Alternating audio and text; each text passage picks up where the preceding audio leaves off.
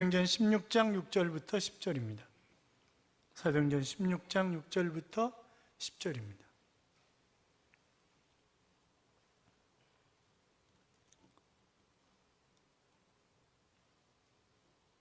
교도하겠습니다. 제가 6절 있습니다. 성령이 아시아에서 말씀을 전하지 못하게 하시거늘 그들이 부르기아와 갈라디아 땅으로 다녀가 무시아 앞에 이르러 비두니아로 가고자 했으되 예수의 영이 허락하지. 무시아를 지나 드로아로 내려갔는데 밤에 환상이 바울에게 보이니 마게도냐 사람 하나가 서서 그에게 청하여 이르되 마게도냐로 건너와서 우리를 도우라. 같이요. 바울이 그 환상을 보았을 때 우리가 곧 마게도냐로 떠나기를 힘쓰니 이는 하나님이 저 사람들에게 복음을 전하라고 우리를 부르신 줄로 인정함이로라. 아멘. 같이 인사하겠습니다. 주의 이름으로 잘 될 것입니다. 더 잘 될 것입니다. 끝없이 잘 될 것입니다. 예배 자리에 함께 하신 여러분, 이 한 주간도 하나님 동행하심으로 잘 되는 행복한 한 주간의 삶이 될 줄로 믿습니다. 미국의 어느 부부가 사업을 하다가 실패를 했어요. 그래가지고 결국 이제 다 정리하고 마을을 떠나야 되는 거죠. 그래서 정리를 하다 보니까 우리나라 돈으로 한 2천만 원 정도 남았대요. 근데 거기서 또 11조를 떼어가지고 또 헌금을 하는 거야. 그리고 이제 마지막 교회에서 예배를 드리고 다른 마을로 이사를 가야 되니까 예배를 드리는데 목사님이 오병이어의 기적에 관한 설교를 하시는 거예요. 어린아이가 하나 바친 도시락 그것 때문에 놀라운 역사가, 굉장히 큰 감동을 받았어요. 그래서 또 몽땅 다 드렸어, 그거를. 그런데 누가 이사 가지 말고 그냥 여기서 살으라고 그래서 집을 내줬어요. 그런데 한 친구가 앞으로 어떻게 먹고 살려고 그러냐고, 내가 돈을 줄 테니까 사막 옆에 땅을 좀 사가지고 거기다 채소를 키워서 채소를 팔아서 먹고 살면 안 되겠냐 이러면서 돈을 대주겠다는 거예요. 가끔 보면 괜찮은 사람들 있잖아요. 저도 제가 거검도에 이제 그 땅이 4사람 이름으로 되어 있기 때문에 분할 측량하느라고 내려갔어요. 그런데 제가 온다는 이야기를 들었는지 제자 가운데 한 사람이 식당을 운영하는 사람이 있어요. 그러니까 사모님이 운영하는 거죠. 오리구이 집을 운영을 하는데 제발 식사를 좀 하고 가시라는 거예요. 그래가지고 점심 때 식사를 먹었어요. 거기서 밥을 먹었는데 이런저런 얘기를 하면서 자기가 정말 힘든데 뭐 시골에 개척했으니까 얼마나 힘들겠어요. 그런데 자기 동기가 돈을 대주면서 가게 얻어주고 모든 식당 주방 도구 다 사주고 그러면서 식당을 한번 운영해 보라고. 그럼 사모님이 운영하시면 되지 않냐고. 운영해서 돈을 벌면 갚고 돈을 못 벌면 그냥 그걸로 그냥 끝내자고.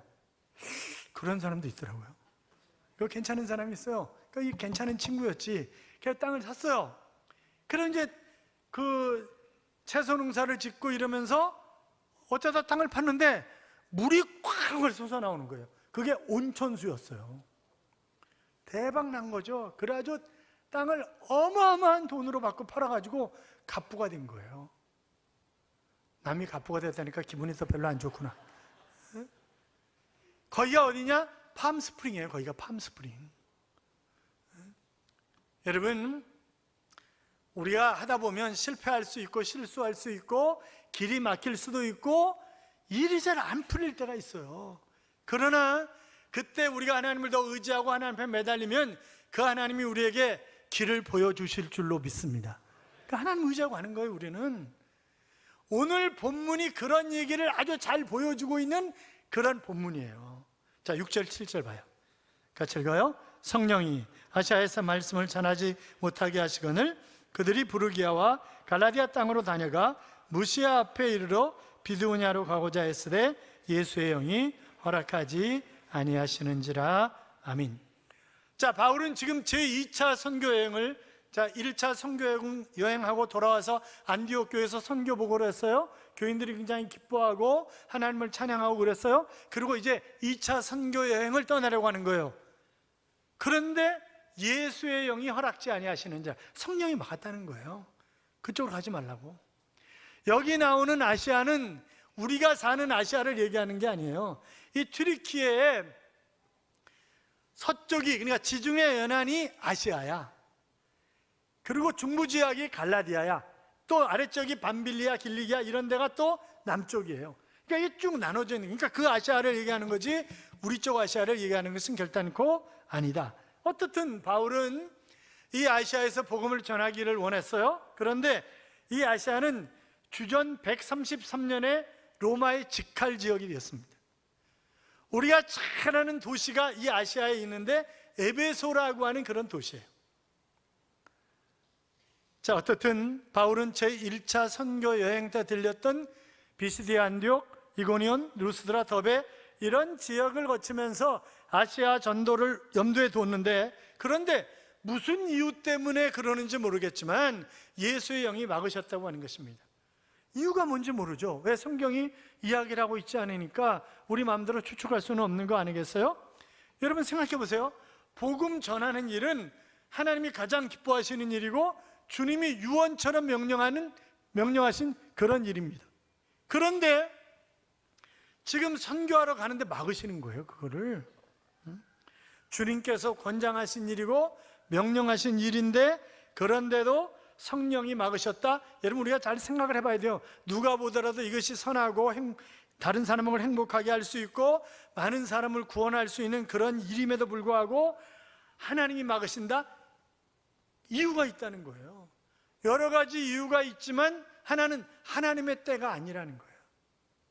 지금 하나님이 원하시는 바울의 선교 제2차 여행은 유럽 선교지 아시아 선교가 아니라는 거예요. 아시아 선교는 3차 전도 여행 때, 사도행전 19장에 가면 3차 전도 여행 때 가서 수없이 많은 사람들이 예수 그리스도를 구주와 주님으로 영접하는 그런 사건이 일어납니다. 그러니까 때가 지금 아니라는 거예요. 그래서 하나님은 막으시는 거예요. 사랑하는 여러분, 하나님의 뜻을 무시하고 내 판단, 내 경험, 내 지식 가지고 무조건 밀고 나간다면 결국 무한 도전이요 실패할 수밖에 없는 것 아니겠습니까? 어떤 사람이 이런 얘기를 해요. 그때 바울이 아시아 지역으로 가지 말고 지금 아시아 지역으로 왔으면, 그때 우리가 예수 그리스도를 영접했으면 얼마나 우리나라가 잘 사는 나라가 됐겠느냐고. 그건 하나님의 뜻이 아니었어요. 뭐 어떡하겠어, 하나님의 뜻이 아닌데. 처음 12제자를 보내시면서 주님이 이런 얘기를 하십니다. 마태복음 10장 5절에 보시면 예수께서 이 12를 내어 보내시며 명하여 가라사대 이방인의 길로도 가지 말고 사마리아인의 고을로도 가지 말고 차라리 이스라엘 집에 잃어버린 양에게로 가라, 이렇게 말씀하셨어요. 그러니까 그 당시에 마태복음이 기록될 당시에 지금 주님이 원하시는 건 뭐예요? 이방인 선교가 아니라는 거예요. 유대인 선교라는 거예요. 그런데 나중에 예수님이 부활하시고 나서 뭐라고 그러셨어요? 오직 성령이 너희에게 임하시면 너희가 권능을 받고 예루살렘과 온 유대와 사마리아 땅 끝까지 이르러 내 증인이 되리라 하시니라. 그러니까 이제 뭐예요? 길이 넓혀진 거예요. 전도의 지경을 넓혀주신 거예요.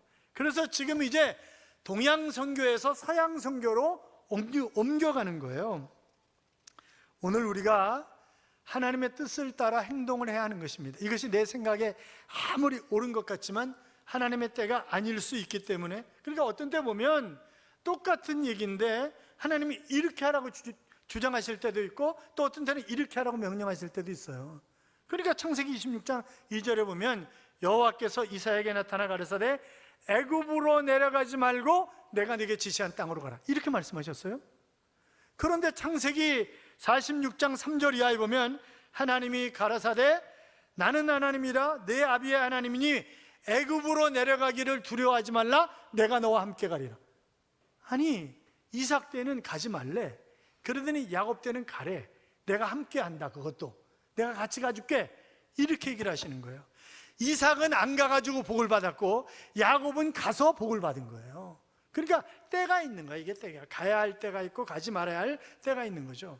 그러니까 우리도 마찬가지예요. 내가 내려가야 할 길이 있고 내려가지 말아야 할 그런 길이 있고 그래요. 그러니까 그것을 잘 알아야지 무조건 내려가면 안 된다, 무조건 올라가자, 아니 올라가면 안 된다, 그렇게 따질 것은 결단코 아니다. 왜냐하면 전쟁도 마찬가지죠. 민수기 14장 2절에 보시면 나가지 말라는 거예요. 싸우지 말라는 거예요, 너희가. 그러면 진다는 거예요. 가지 말라는 거예요. 가서 대패했잖아요. 그러니까 하나님이 가라 그럴 때 가야지 무조건 가는 건 아니잖아요. 여러분 보세요. 다윗이 왕이 됐어요. 얼마나 즐겁고 행복한 일이에요. 10수년이 걸렸어요. 기름 부은 지 블레셋이 딱 올라왔어요. 하나님께 물어봐요. 하나님, 전쟁하러 나가야 될까요? 말아야 될까요? 그럴 때 나가라 그렇게, 올라가라 그렇게 얘기를 하세요. 그 전쟁에서 승리했어요. 다음번에 또 물어봐요. 아니 뭐 지난번에 올라가라고 그러셨는데 뭐 이번에 또 올라가면 되지 뭐. 그랬더니 이번에 뭐라 그래? 야, 이번에는 게릴라전이야. 뒤로 돌아가지고 어떻게 이러면서 작전 지시를 하나님이 하시는 거예요. 그러니까 우리가 보면 길이 막힌다고 내 맘대로 생각하고 내 뜻대로 생각하고 또 하나님 원망하고 왜 하나님 내 길을 막으시냐고 이러지 말고 하나님의 때인가 분별을 우리가 해야 할 필요가 있다라고 하는 것입니다. 그래서 잠언 16장 1절에 보면 마음의 경영은 사람에게서도 말의 응답은 여호와께로 말미암느니라 그렇게 말씀하셨습니다. 그러니까 사람이 정교한 계획을 세운다 할지라도 그 성패는 누구에게 달려있다? 하나님께 달려있다는 거예요. 같은 말씀을 16장 9절에서 얘기를 하세요. 사람이 마음으로 자기의 길을 계획할지라도 그 걸음을 인도하시는 이는 여호와시니라. 그러니까 우리가 원하는 삶을 계획하지만 그러나 그 계획대로 살 수 있도록 하시는 분은 하나님이시다, 그런 얘기를 하는 거죠. 이런 하나님의 결정권에 대해서 예레미야가 겸손하게 예레미야 10장 23절에 이렇게 고백을 합니다. 여호와여, 내가 알거니와 사람의 길이 자신에게 있지 아니하니 걸음을 지도함이 걷는 자에게 있지 아니하니이다. 이런 얘기죠. 여호와여, 사람의 인생이 자기 것이 아니라고 하는 것을 깨달았습니다. 아무도 자신의 인생 행로를 결정할 수가 없습니다. 이제 그런 고백을 하는 거예요. 찰스 스윈들 목사님은 이렇게 가르쳤습니다. 우리가 계획을 세우는 것 잘못된 일 아니다. 그리고 심사숙고하는 것도 잘못된 것 아니다. 우리가 누군가 의논해야 하는 것 잘못하는 것 아니다. 그러나 그렇게 진행하는 동안 성령님의 내적 감화에 민감해야 된다. 그분의 감화는 세미하지만 말할 수 없이 중요하다. 성령님께 늘 마음을 열어두라. 그러면 내적 감화를 잘 감지할 수 있다. 그런 얘기를 하셨습니다. 그러니까 성령이 어떤 것을 요구하시는가, 거기에 우리가 민감을 하면 어떻게 해야 돼요? 성령 충만해야 되는 거지. 그렇지 않으면 민감할 수가 없는 거잖아요. 자, 어떻든 바울 일행이 아시아 지역에서 복음을 전할 계획을 세웠지만 하나님은 트셨다. 자, 9절 10절 봐요. 9절 10절 같이 읽어요. 밤에 환상이 바울에게 보이니 마게도냐 사람 하나가 서서 그에게 청하여 이르되 마게도냐로 건너와서 우리를 도우라 하거늘 바울이 그 환상을 보았을 때 우리가 곧 마게도냐로 떠나기를 힘쓰니 이는 하나님이 저 사람들에게 복음을 전하라고 우리를 부르신 줄로 인정함이로라. 아멘. 우리가 얘기하는 마케도니아 환상이죠. 여러분, 나를 향한 하나님의 복이 얼마든지 내가 계획하고 있는 것과 상관없이 하나님이 트셔서 더 좋은 것으로 최선의 것으로 준비하실 수 있다고 하는 것입니다. 바울은 선교 사역에 있어서 소아시아의 중서부 도시인 갈라디아에 계속 머물러 있기를 원했습니다. 왜냐하면 몸이 약했어요. 그래서 갈라디아서 4장 13절을 보시면 내가 처음에 육체의 약함으로 말미암아 너희에게 복음을 전하는 것을 너희가 아는 바라. 그러니까 내가 몸이 안 좋아서 여기 머물면서 복음을 전한 것 당신들도 잘 알지 않느냐, 이제 그런 얘기입니다. 그러니까 바울이 움직이는 종합병원이라고 할 정도로 몸이 안 좋은 사람이에요. 그래, 그것 때문에 선교하는데 늘 방해가 되니까 하나님 앞에 기도하잖아요. 고쳐달라고 생명 걸고 기도했어요. 3번 기도했다는 얘기는 삼위 완전수이기 때문에 생명 걸고 기도했다는 거예요. 근데 하나님 뭐라 그러셨어요? 내 은혜가 네게 족하니라. 뭐예요? 그냥 병 가지고 살아라. 그런 얘기 하시는 거잖아요. 병 가지고 살아라.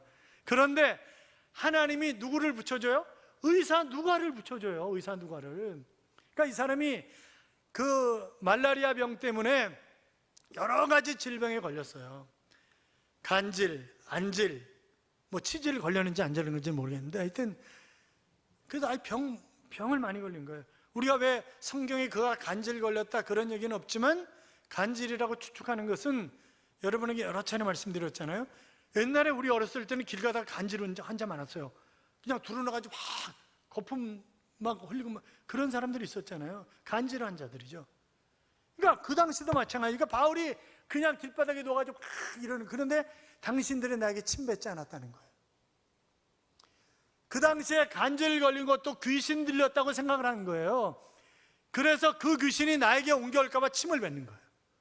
그런데 당신들이 나에게 침을 뱉지 않았냐, 그걸 보면 이 바울이 간질 걸렸을 거다. 뭐 어떻든 그는 움직이는 종합병원이었는데 의사 누가를 붙여주셔서, 그래서 그를 잘 관리하도록 그렇게 해주신 그것을 우리가 볼 수 있단 말이죠. 미국의 링컨 대통령은 미국의 역대 대통령 가운데 가장 존경받는 대통령 가운데 한 사람입니다. 그는 원래 우울증 환자였습니다. 그래서 동네 사람들이 자살할까 봐 20대 때에도 그를 데려다가 며칠씩 집에서 먹이고 격려하고 위로하고 이래가지고 다시 돌려보내고 그랬다는 거예요. 그가 실질적으로 20, 30대 3번씩이나 자살을 시도했었습니다.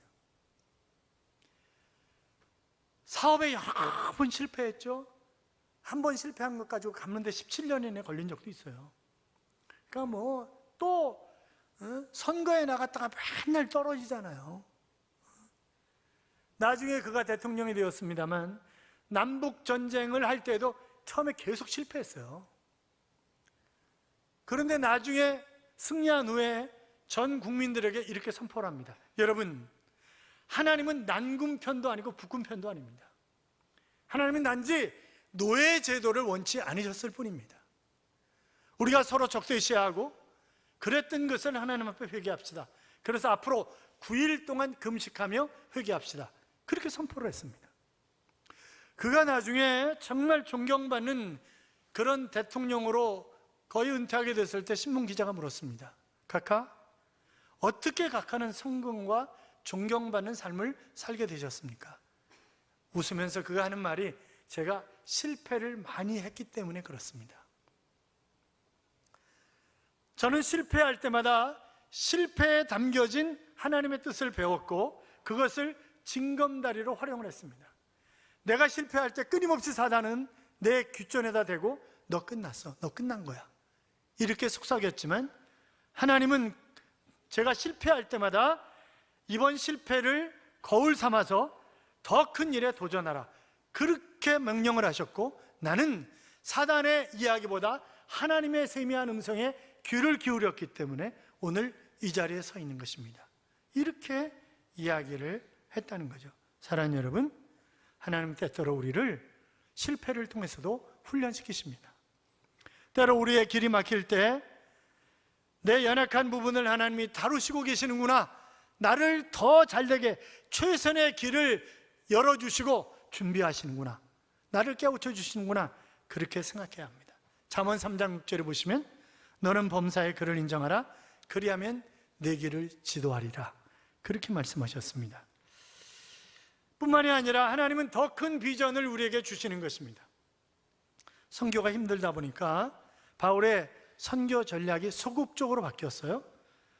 튀르키예 서북 쪽으로 행하는 것입니다. 비두니아로 가려고 했던 것은 그곳이 바로 로마 통치의 관할 영역에서 벗어난 곳이에요. 그러니까 인간적으로 어떤 생각해 보면 바울이 혹시 이런 생각은 할 거 아닙니까? 좀 더 편하게, 좀 더 쉽게, 간섭받지 않고 내가 선교해야 되겠다, 이런 생각을 한 것은 아닐까, 그렇게도 우리가 생각해 볼 수 있는 거죠. 그런데 그가 추진하고 있는 일을 하나님의 영이 막으셨습니다. 그래서 어쩔 수 없이 튀르키예의 서쪽 변방 도시인 트로이로 갑니다. 여러분, 트로이가 주전 1250년에 트로이 목마의 신화를 여러분 기억하고 계시죠? 요충 도시예요. 그때 하나님은 바울에게 환상을 보여주셨습니다. 그리고 이제는 개인 중심의 비전을 내려놓고 이제 하나님 주시는 비전을 가지고 그가 유럽 선교를 하라는 거예요. 그래서 빌립보로 가는 거잖아요. 사랑하는 여러분, 그 역사학자인 토인비는 이런 얘기를 했습니다. 바울이 동양의 트로이에서 서양의 빌립보로 건너간 것은 유럽과 서구 문명사의 변곡점을 이루는 중요한 역사적 사건이다 하는 그런 이야기를 했습니다. 토인비가 해석한 것처럼 사도 바울이 이날 밤에 환송을 보고 유럽의 관문 도시인 빌립보로 건너간 것은 굉장히 큰 의미를 띠고 있는 것입니다. 여러분, 빌립보는 로마에서 떨어진 로마예요. 그러니까 로마와 똑같은 제2의 로마라고 하는 거예요. 옛날 알렉산더 대왕이 바로 동양과 서양을 하나로 묶기 위해서 빌립보를 정복하고 난 후에 그 도시의 이름을 자기 이름을 따서 빌립보라고 한 것입니다. 그러니까 얼마나 중요하게 생각하는 거예요, 그 도시를. 그런데 하나님이 바로 이 트로이에서 환상을 보게 하셔가지고 빌립보로 건너가게. 그러니까 하나님은 지금도 우리에게 때에 따라서 환상도 주실 수 있습니다. 꿈을 통해서도 역사하실 수 있습니다. 자연환경을 통해서, 아니면 예수 믿지 않는 사람을 통해서도 나에게 교훈을 주실 수 있어요, 얼마든지. 그러나 거의 그렇지 않아요. 지금은 이게 완성됐잖아요, 성경이. 그러니까 그럴 수도 있지만, 그럴 때는 언제 알아 그랬어요? 내가 극한 상황에 처해 있을 때, 내가 뭐 죽을 병에 걸렸다든지, 아니면 하나님을 간섭하지 않으시면 이게 얘기가 안 되는 문제라든지, 그럴 때지 아무 때나 아무 때나 그냥 하나님이 뭐 꿈으로 환상으로 얘기하시는 건 결단코 아니에요. 그러니까 뭐 그냥 제가 지난번에도 말씀드렸죠. 과일 가게 앞에 가서 하나님 딸기 살까요? 포도 살까요? 그리고 그러지 말라고요. 절대 하나님 그런 거 안 가르쳐 주세요. 여러분 보세요. 리빙스턴은 원래 중국 선교를 하려고 했던 사람입니다. 그런데 하나님이 방향을 트셔서 아프리카 선교의 대부가 되게 하셨습니다. 윌리엄 캐리는 남태평양 섬들을 선교하려고 꿈꿨던 사람입니다. 그런데 그를 인도 선교의 시조가 되게 하셨습니다. 아도니람 저두스는 인도로 갈 계획이었지만, 그러나 하나님은 그를 미얀마 선교사로 쓰셨습니다. 그러니까 우리가 방향을 하나님이 트실 때 있다는 걸 알고, 이게 하나님의 뜻인가 계획해보고, 하나님 뜻이면 아멘, 그리고 그냥 순종하는 거예요. 그럴 때 놀라운 그런 풍요로운 열매를 맺을 수가 있는 것이죠. 그래서 예레미야는 29장 11절에 여호와의 말씀이니라, 너희를 향한 나의 생각을 내가 하나니 평안이요 재앙이 아니니라, 너희에게 미래와 희망을 주는 것이니라, 그렇게 말씀하셨습니다. 그러니까 여러분, 일이 잘 안 풀리면 말씀에 비춰봐요. 이게 하나님 뜻일까 아닐까. 그리고 교역자를 위시한 믿음 좋은 사람들하고 상담을 좀 해봐요. 의논을 해봐요. 그리고 내가 정말 그 일에 대한 강력한 의지, 비전이 있는가 다시 한번 자신을 점검해봐요. 그리고 환경을 관찰하는 것입니다. 주님의 뜻이 아닌 막어요, 자꾸 하나님이. 그리고 다른 길로 자꾸 이렇게 여세요. 그러니까 그런 걸 잘 관찰을 해보는 거예요. 쥐를 가지고 실험을 했답니다. 아주 미로를 만들어 놓고 구석에다가 먹이를 놓은 거예요. 쥐가 과연 그 먹이를 찾을까? 그런데 가서 부딪히고 캄캄한데 뭐 별짓거리 다 하더니 끝내는 그 음식을, 그 먹이를 찾아 먹는 거죠. 인간은 어때요? 인간은 하다가 포기해. 그냥 만물의 영장이라고 하는 인간은 몇 번 하다 안 되면 뭐 하나님 뜻이 아닌가? 뭐 하나님 왜 그러셔? 그냥 포기해버리는 거예요. 그러면 안 된다는 거예요, 절대. 내가 다른 하나님의 뜻을 발견하기까지 계속하는 거예요, 그 일을. 사랑하는 여러분, 내가 하나님의 뜻을 분별하려면 성령 충만해야 합니다. 그래야 내가 성령의 지시를 받고 살아갈 수가 있습니다. 갈라디아서 5장 16절 이하에 보면, 내가 이르노니 너희는 성령을 따라 행하라. 그리하면 육체의 욕심을 이루지 아니하리라. 육체의 소용은 성령을 거스리고 성령은 육체를 거스리나니 이 둘이 서로 대적하므로 너희가 원하는 것을 하지 못하게 하려 함이니라. 이렇게 기록하고 있습니다. 사랑하는 성도 여러분, 내가 세운 계획이 잘 이루어지지 않는다고 기죽지 마십시오. 자포자기하지 마십시오.